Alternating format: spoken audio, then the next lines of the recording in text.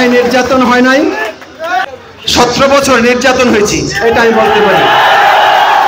17 বছরে 14টা মামলার ভাগিদার হয়েছি, 4 বার জেল কেটেছি, অসংখ্যবার থানায় নির্যাতনের শিকার হয়েছি, একবার ক্রস ফায়ার থেকে নিজের ব্যক্তি উদ্যোগে বেঁচে গেছি। বাংলাদেশ জাতীয়তাবাদী দল ব্রিটিশ ইউনিয়ন শাখার দ্বিবার্ষিকী সম্মেলনের আজকের প্রধান অতিথি বিশিষ্ট রাজনীতিবিদ, দাউদকান্দি উপজেলা বিএনপির সংগ্রামী সভাপতি, অত্যন্ত ক্লিন ইমেজের মানুষ, বিশিষ্ট ব্যবসায়ী এম এ লতিফ ভূঁইয়া ভাই আমাদের মাঝে উপস্থিত আছেন। বাংলাদেশ জাতীয়তাবাদী দলের এক সময় কার্যকর ছাত্র নেতা,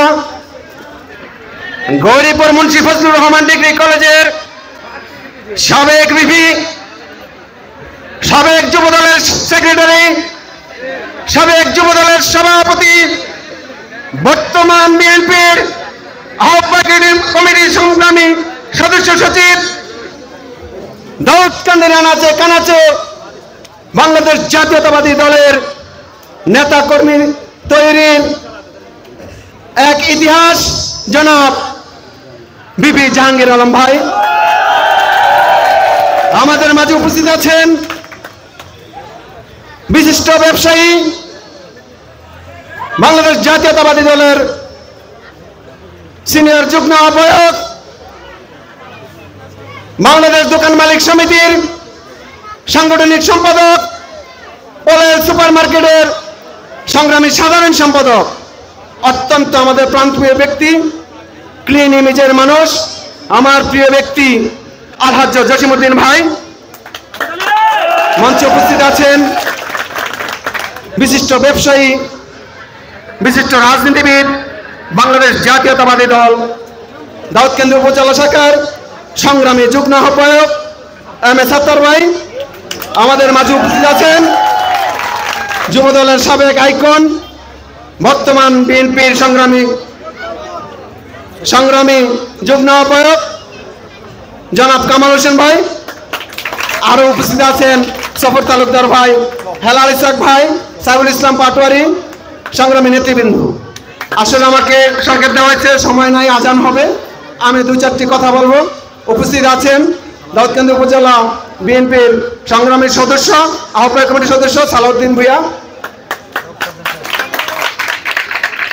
জানি না বাংলাদেশ জাতীয়তাবাদী দল ব্রিটিশ ইউনিয়ন শাখার আয়োজনে আজকের এই দ্বিবার্ষিক সম্মেলন কতটুকু করতে পেরেছি।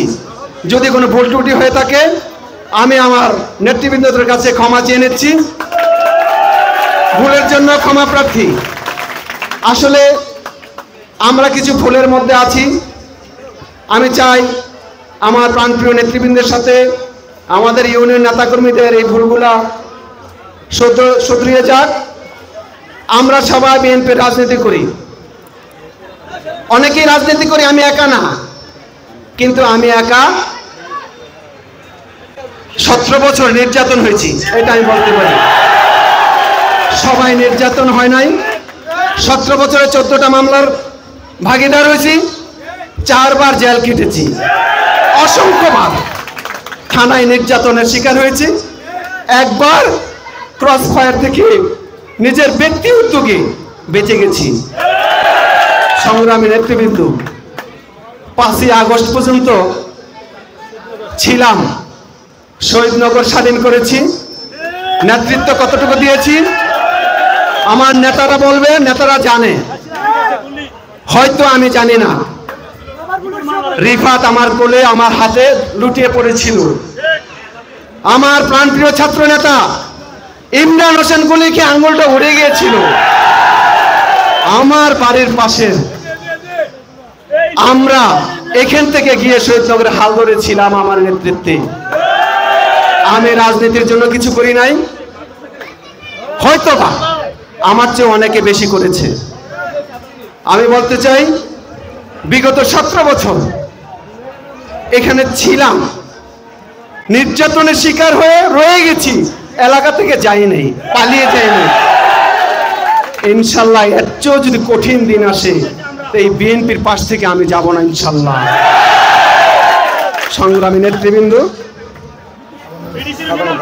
আমি কি আজানের জন্য একটু অপেক্ষা করব? সংগ্রামী নেতৃবৃন্দ, আমার ব্যাপারে আমি হেলাল ইসাক ভাইয়ের কথাটাকে ধন্যবাদ জানাবো। আমার ব্যাপারে অনেক অভিযোগ আসছে, অভিযোগকারী এবং অভিযুক্ত। আমি চাই এই দুইটা তদন্ত হোক, থানার সিনিয়র নেতৃবৃন্দের অভিযোগ তদন্ত হোক। হয় আমার ব্যাপারে বিচার হবে, আমার বিচার সত্যতা প্রমাণ পেলে ব্যবস্থা নেবেন দল, না হলে যে অভিযোগ করেছে তার ব্যবস্থা নেবেন। কি বলেন আপনারা? সংগ্রামী নেতৃবৃন্দ, সময় সংকীর্ণ, আজান দিয়ে দিচ্ছে। আমার অনেক কথা ছিল, আমি বলতে পারি নাই। ভারাক্রান্ত হৃদয়ে আমি আজকের এই অনুষ্ঠান, নেতৃবৃন্দ আজান দিয়ে দিয়েছে, অনেক নামাজ পড়বে, তাই আমি আমার বক্তব্য সবাইকে